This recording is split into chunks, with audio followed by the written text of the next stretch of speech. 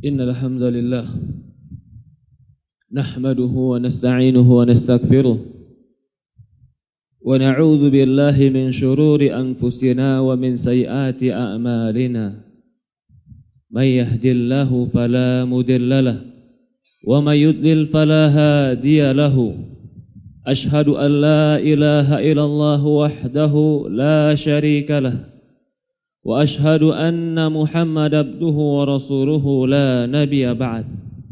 قال الله تعالى في كتابه الكريم يا أيها الذين آمنوا اتقوا الله حق تقاته ولا تموتن إلا وأنتم مسلمون.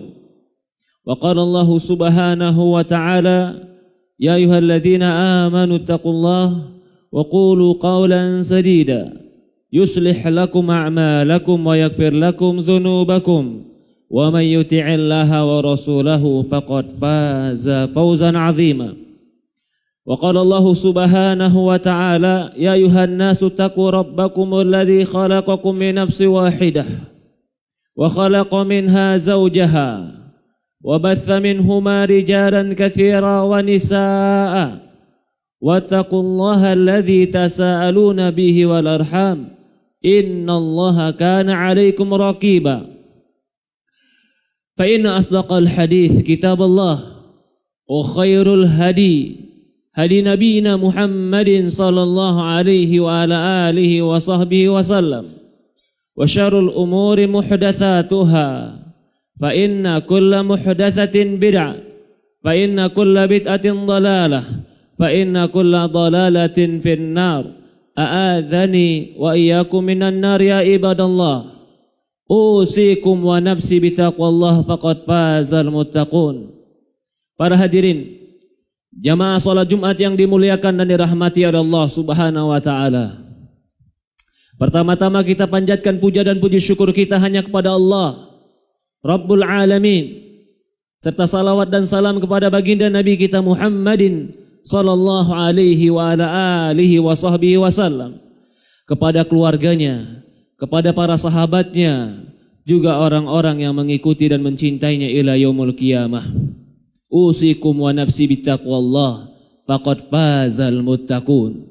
Saya wasiatkan kepada diri saya pribadi dan kepada seluruh jamaah agar bertakwa kepada Allah. Sesungguhnya orang-orang yang bertakwa kepada Allah merekalah orang-orang yang sukses. Sebagaimana Allah Subhanahu wa taala mengatakan di Quran bahwa orang-orang yang sukses faqad faza fawzan azima. Orang yang bertakwa mereka telah mendapatkan kesuksesan yang paling besar. Ya ibadallah, para hadirin jamaah salat Jumat yang dimuliakan dan dirahmati oleh Allah Subhanahu wa taala. Baginda Rasulullah SAW adalah orang yang paling dekat dengan Allah. Baginda Nabi Muhammad SAW adalah orang yang langsung diutus oleh Allah Subhanahu wa taala untuk membawa risalah, menyampaikan kebenaran dan sebagai penyambung antara Allah dengan manusia. Kalau dia menjadi makhluk yang Allah utus untuk menyampaikan kebenaran, tentu pastilah Allah akan memberikan kebaikan-kebaikan kepada baginda Nabi Muhammad SAW. Di antara kebaikan yang Rasulullah SAW dapati dan kebanyakan orang tidak mengerti tentang kebaikan ini adalah Allah berikan kepada baginda Rasulullah SAW kekayaan. Sebagian orang hanya melihat kekayaan itu dengan harta, atau sebagian orang melihat kekayaan itu dengan memiliki banyak perbekalan hidup. Rasulullah SAW suatu hari pernah datang, suatu hari Rasulullah SAW pernah tidur di gudang makanannya. Ketika itu Umar bin Khattab datang. Kata Umar bin Khattab, ketika aku masuk ke gudang makanan Rasulullah SAW, aku cuma melihat beberapa liter saja gandum. Dan aku melihat Rasulullah SAW tertidur di atas pelepah kurma. Ketika Umar melihat itu, Umar menangis. Lalu dia datang mendekat Rasulullah SAW dan Rasulullah terbangun. Di punggung Rasulullah SAW bercak-bercak dan bekas-bekas dari pelepah kurma yang dia tidurkan. Maka Umar mengatakan, ya Rasulullah, engkau ini Rasul, tidur di atas pelepah kurma, engkau utusan Allah, tapi gudang makananmu kosong. Apa kata Rasulullah SAW? Ketika Umar mengatakan, ya Rasulullah, orang-orang Roma penuh dengan kekayaan dan gemilang dengan harta-harta mereka. Maka Rasul mengatakan, walahum dunya walanal akhirah.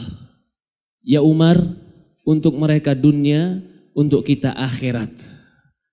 Ini kekayaan yang sebenarnya. Hati Rasulullah SAW kaya dan dipenuhi dengan kesyukur kepada Allah Subhanahu wa taala. Dan ini hakikat daripada kekayaan sebenarnya yang dikatakan dalam sebuah hadis. Kata Rasulullah SAW dalam sebuah hadis, dalam riwayatkan Imam Bukhari, laisa gina an kathratil ard, walakina gina nafs. Kata Rasulullah SAW, bukan orang yang kaya itu orang yang gelimang harta. Bukan orang yang kaya itu orang yang banyak hartanya, walakina gina nafs. Tapi orang yang kaya itu orang yang jiwanya merasa cukup. Inilah hakikat kekayaannya yang dimiliki oleh Rasulullah SAW. Maka ketika dia tidur di atas pelepah kurma atau dia tidur di kamar yang kosong dari perbekalan makanan, hati Rasulullah SAW adalah hati orang yang paling kaya. Allah lapangkan hatinya. Kata para ulama, disebutkan oleh Imam Abu Hatim dan lainnya, al-qanaah, rasa cukup itu ada di hati. Kalau di hati sudah cukup, maka tangan akan merasa cukup. Tapi kalau rasa di hati kurang, harta tidak akan pernah mencukupkannya. Sekarang kita banyak melihat orang miskin, bukan miskin hartanya, tapi miskin karena ketamakan dirinya. Kita melihat orang sekarang rakus bukan karena dia tidak punya, tapi karena hilangnya rasa cukup dalam dirinya. Ya ibadallah, perhatikan hadis Rasulullah SAW.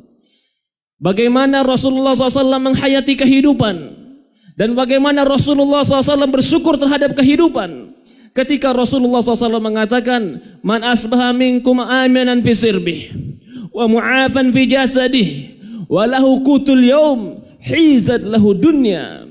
Kata Rasulullah SAW, barang siapa di antara kalian yang di pagi harinya aminan fi sirbih, yang di pagi harinya aman dalam dirinya, dalam keluarganya, dalam lingkungannya, mu'afan fi jasadih, sehat dalam jasadnya, walahu qutul yaum, dan dia memiliki perbekalan hidup hari ini, hizat lahu dunya, dia telah memiliki dunia.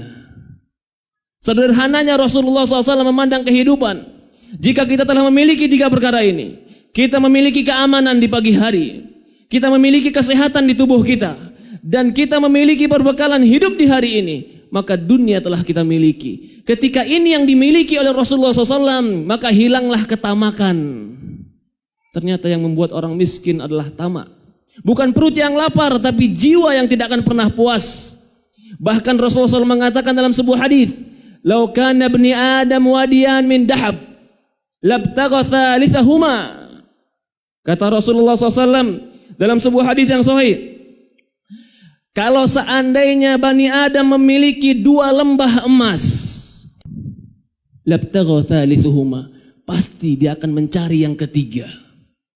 Dua lembah emas seandainya dia punya, dia akan terus lapar dan akan mencari yang ketiga. La yamla jawful Bani Adam ila turab. Tidak akan bisa memuaskan dia kecuali nanti mulutnya dipenuhi dengan tanah di kuburannya. Ya ibadallah, ternyata kekayaan adalah pada kecukupan di jiwa. Ketika kita bersyukur kepada Allah, apa yang Allah berikan kepada kita, maka itu kekayaan yang sebenarnya. Ketika Allah berikan kepada kita keamanan, Allah berikan kita kesehatan, bahkan Allah berikan kita kecukupan di hari ini, maka pada hakikatnya itu yang harus kita syukuri. Orang yang miskin, orang yang kurang karena dia berpikir sesuatu yang terlalu jauh, atau dia tidak bersyukur dengan nikmat yang telah Allah berikan kepada dia. Bahkan orang yang selalu merasa kurang dan akan timbul dalam dirinya hasad, timbul dalam dirinya tamak, timbul dalam dirinya serakah, timbul dalam dirinya rakus, karena dia hilang dalam dadanya rasa kecukupan. Dalam ayat atau para ulama mengatakan, Rasulullah SAW mengatakan, qad aflaha man ruziqa kifafan faqana bima atah. Dalam hadis yang sahih, Rasulullah SAW mengatakan, hadis riwayat Muslim. Kata Rasulullah SAW, qad aflah, telah beruntunglah mereka. Ruziqa kifafan, yang diberikan rizki secukupnya. Wa qana'a bima ata, lalu dia cukup, merasa tenang, merasa cukup dengan apa yang Allah berikan. Inilah orang yang dikatakan kaya. Laisa gina an kathratil ard, walakina gina nafs. Bukan orang yang kaya itu orang yang berkelimang harta, kata Rasulullah SAW, tapi orang yang kaya, orang yang cukup jiwanya. Ya ibadallah, bagaimana agar seorang muslim merasa cukup dalam jiwanya? Yang pertama, hati kita, jiwa kita, angan-angan kita itu ada di bawah jari jemari Allah. Allah yang membolak-balikkan hati kita.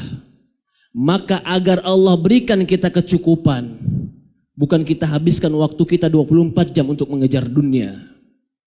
Agar Allah berikan kita kecukupan, bukan kita memakan sesuatu yang Allah haramkan, bahkan itu tidak akan pernah cukup. Tapi agar Allah berikan kita kecukupan, yang pertama adalah kita memohon doa kepada Allah. Rasulullah SAW berlindung kepada Allah dari jiwa yang tamak, jiwa yang tidak pernah cukup, jiwa yang serakah, jiwa yang tidak pernah kenyang. Dalam sebuah hadis, Rasulullah mengatakan, Allahumma inni a'udzubika ilmin la yanfa, wa min qalbi la yakhsha, wa min nasbi la tasba, wa min du'a la yustajabalah. Rasulullah SAW berdoa, ya Allah, Allahumma inni a'udzubika, ya Allah, aku berlindung padamu dari ilmu yang tidak bermanfaat, dari nafsi, dari qalbi la yakhsha, dari hati yang tidak khusyuk, wa min nafsi la tashba, dari jiwa yang tidak pernah kenyang, jiwa yang tidak pernah puas, wa min du'a la yustajabalah, dan aku berlindung padamu ya Allah dari doa yang tidak dikabulkan. Karena seorang muslim jika jiwanya terus merasa kurang, maka tidak akan pernah bisa mencukupinya kecuali tanah akan masuk ke dalam mulutnya. Jika seorang muslim atau jika seorang manusia, jika hilang dalam dirinya sifat qanaah, sifat merasa cukup, sifat bersyukur kepada Allah Subhanahu wa taala, maka dia akan menghalalkan segala cara untuk memuaskan dirinya, bahkan pada hakikatnya dirinya tidak akan pernah puas. Ya ibadallah, di antara agar Allah Subhanahu wa taala berikan diri kita kecukupan, dalam sebuah hadis Rasul mengatakan, kata Rasulullah SAW, unzuru man huwa ila asfala minkum wa la tanzuru ila man fawqakum, dzalika azdar ala tusdaru ni'matallahi alaikum. Kata Rasulullah SAW, agar kalian lebih tepat untuk bersyukur dengan nikmat Allah Subhanahu wa taala. Unzuru man huwa asfala minkum. Kata Rasulullah SAW, lihatlah orang di bawah kalian. Wala tanzuru ila man huwa fawqakum. Jangan kalian melihat orang yang di atas kalian. Dzalika azdar alla tasdaru ni'matallahi alaikum. Itu lebih tepat agar kalian bersyukur terhadap nikmat Allah yang Allah berikan kepada kalian. Jangan kita membandingkan diri kita dengan orang yang lebih tinggi pada kita dalam kehidupan dunia. Jangan kita bandingkan diri kita dengan orang yang lebih tinggi dari kita kehidupan keberhasilan dalam dunianya. Tapi lihatlah orang yang di bawah kita, agar Allah Subhanahu wa taala berikan pada kita kecukupan, dan ini hakikat dari kekayaan. Lihatlah orang-orang yang lebih lemah dari kita. Lihatlah orang-orang yang sakit ketika Allah berikan kita sehat. Lihatlah orang-orang yang sempit ketika kita diberikan kelapangan. Lihatlah orang yang sulit ketika kita diberikan kebahagiaan oleh Allah Subhanahu wa taala. Dzalika azdar ala tasdaru ni'matallahi alaikum. Itu lebih tepat, itu lebih pas, dan itu lebih baik agar kalian bisa bersyukur dengan nikmat Allah Subhanahu wa taala. Jika kita melihat ke atas, jika kita melihat orang-orang yang lebih berhasil dari kita, maka tidak akan pernah kita akan selesai. Karena jika kita melihat orang yang lebih hebat dari kita, inilah dunia, inilah yang dikatakan perlombaan dunia, perlombaan yang tidak akan pernah selesai, perlombaan yang tidak pernah ada garis finishnya, perlombaan yang tidak akan ada pemenangnya sampai tanah yang masuk ke dalam mulut. Perlombaan dunia, perlombaan yang meletihkan. Tapi jika permasalahan akhirat, permasalahan iman, permasalahan amal soleh, permasalahan surga, maka lihatlah orang lebih baik dari kita amalnya, orang yang lebih baik dari kita sedekahnya, Orang yang lebih baik dari kita kepada Allah dalam ibadahnya. Orang yang lebih banyak sholatnya daripada kita. Ya ibadallah. Ini salah satunya yang diajarkan Rasulullah SAW. Lihat orang yang di bawah kita. Ketika kita melihat ada orang yang Allah lapangkan. Allah berikan lebih dari kita perkara dunia. Ingat, belum tentu Allah berikan akhirat untuk dia. Tapi ketika Allah berikan kepada kita akhirat. Allah berikan kepada kita keimanan. Allah berikan kepada kita ketakwaan. Pada hakikatnya inilah yang dikatakan kunci surga. Bukankah Allah berikan kepada Fir'aun kekayaan yang hebat? Allah berikan kepada Namrud kekayaan yang hebat. Allah berikan kepada Qarun kekayaan yang hebat. Tapi Allah subhanahu wa ta'ala masukkan mereka ke dalam neraka Allah subhanahu wa ta'ala. Mana yang lebih kita pilih? Kekayaan dunia tapi di akhirat dimasukkan ke neraka. Atau diberikan dunia secukupnya tapi Allah janjikan dengan keabadian di surga Allah subhanahu wa ta'ala. Ini yang dikatakan Rasulullah SAW. Walahumud dunya walana akhirah. Untuk mereka dunia dan untuk kita akhirat. Ya ibadallah. Orang muslim adalah orang yang fokus kehidupannya untuk kematiannya. Bukan kita katakan kita tidak membutuhkan dunia.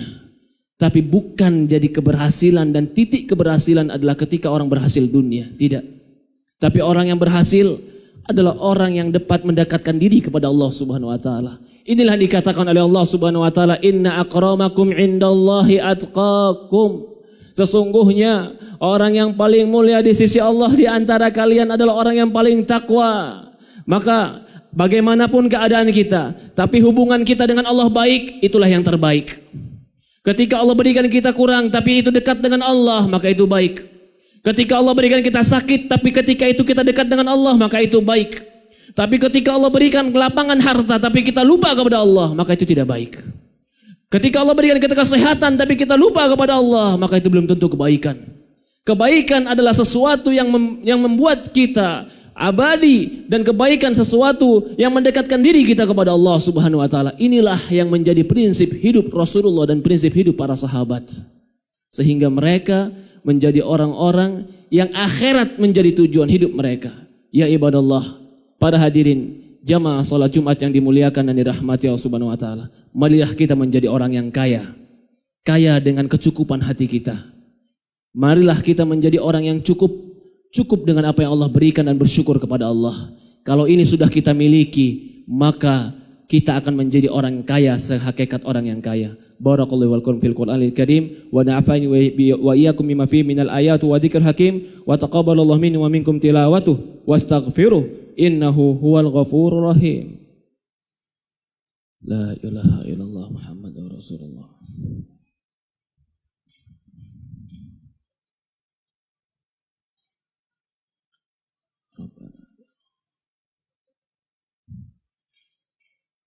Alhamdulillah. Alhamdulillahi wassalatu wassalamu ala asyrafi anbiya'i wal mursalin ala nabina Muhammadin sallallahu alaihi wa ala alihi wa sahbihi wasallam. Ashhadu an la ilaha illallah wahdahu la syarika lah wa ashhadu anna Muhammad abduhu wa rasuluhu la nabiyya ba'd. Ya ibadallah. Para hadirin jamaah salat Jumat yang dimuliakan dan dirahmati oleh Allah Subhanahu wa taala. Suatu hari baginda Rasulullah SAW melewati sebuah pasar. Ketika dia melewati sebuah pasar bersama para sahabatnya, lalu baginda Rasulullah SAW melihat seekor bangkai kambing. Lalu Rasulullah SAW mengangkat bangkai kambing tadi. Kata Rasulullah SAW, siapa yang mau bayar bangkai kambing ini dengan uangnya? Kata para sahabat, ya Rasulullah, dia bangkai. Ya sudah, siapa yang mau? Kata para sahabat, ya Rasulullah, seandainya dia hidup saja, itu kambing yang cacat. Bagaimana lagi bangkai yang gratis engkau berikan pada kami? Apa kata Rasulullah SAW? Dunia itu lebih rendah di sisi Allah daripada bangkai kambing ini. Ya ibadallah. Sampai Ali bin Abi Thalib mengatakan, kata Ali bin Abi Thalib, tidaklah orang yang berebut dunia kecuali mereka akan berebut dengan para anjing-anjing. Tapi orang muslim, dia jadikan dunia kendaraan untuk ketemu Allah, bukan tempat perebutan. Seorang muslim, dia jadikan dunia ini cuma wasilah untuk mendekatkan diri kepada Allah, bukan tujuan hidup. Seorang muslim, tujuannya adalah lebih indah dan lebih mulia daripada dunia, surga Allah Subhanahu wa taala. Maka baginda Rasulullah SAW mengatakan dalam sebuah hadis, "Mathalu dunya indallah kaya ja'al ahadukum isba'i fil yam."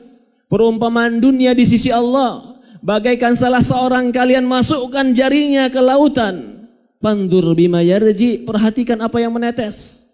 Yang menetes dari jari kita satu tetes itu dunia. Samudra yang luas itu akhirat. Maukah kita minum dengan yang setetes ini dan meninggalkan samudra yang luas? Orang yang pintar, orang yang cerdas tidak akan mau mencari yang setetes dan meninggalkan samudra yang luas. Orang yang cerdas, orang yang pintar, dia akan sabar untuk tidak minum yang setetes, tapi untuk mendapatkan samudra yang luas. Maka seperti itulah orang muslim, dia akan sabar dengan dunianya untuk mendapatkan akhiratnya yang besar. Dia akan sabar dengan kesulitan dunianya, tapi Allah berikan dia kecukupan. Karena hakikatnya dunia bagi seorang muslim adalah penjara, tapi surga bagi orang-orang kafir. Sebagaimana Rasulullah mengatakan, ad-dunya sijnul mu'min wa jannatul kafir. Kata Rasulullah SAW, dunia ini penjara orang-orang beriman. Kita dipenjarakan dari nafsu kita, dipenjarakan dari keserakahan, dipenjarakan dari yang haram. Tapi Allah akan berikan kepada kita nanti di akhirat. Ya ibadallah. Dalam sebuah hadis, baginda Rasulullah SAW, kata Rasulullah SAW, kana dunya ta'dilu indallahi janaha bawdah, masaqal kafir surbatal ma'. Perhatikan perkataan Rasulullah SAW, perkataan yang betul-betul keluar dari wahyu Allah Subhanahu wa taala. Kata Rasulullah SAW, kalau seandainya dunia ini di sisi Allah senilai dengan sayap nyamuk, masaqal kafir surbatal ma', Allah tidak akan berikan kepada orang kafir walaupun seteguk air. Kalau seandainya dia senilai dengan sayap nyamuk, tapi ternyata Allah berikan itu semua kepada orang kafir. Bahkan mungkin orang-orang yang Allah bentangkan dunia kepada mereka adalah orang-orang kafir, karena Allah ingin menguji mereka. Karena harta, dunia, dudukan, jabatan pada hakikatnya bisa menjadi ujian bagi kita. Inna amwalakum wa auladakum fitnah. Sesungguhnya anak kalian, harta kalian bisa menjadi fitnah bagi kalian. Ya ibadallah, para hadirin jamaah salat Jumat yang dimuliakan dan dirahmati Allah Subhanahu wa taala. Merasa cukup itu adalah sumber kebaikan. Tapi merasa tidak cukup, inilah sumber kerusakan. Mengapa orang mau mengambil yang haram? Mengapa orang mau tercebur pada yang riba? Mengapa orang mau mengambil hak orang lain?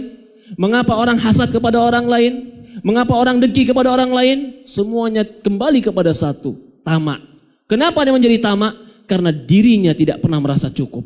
Dan jangan disangka, ketika ketamakan itu terus ada pada dirinya, dia tidak akan pernah bisa puas. Bagaikan orang yang meminum yang tidak akan pernah bisa hilang dahaganya.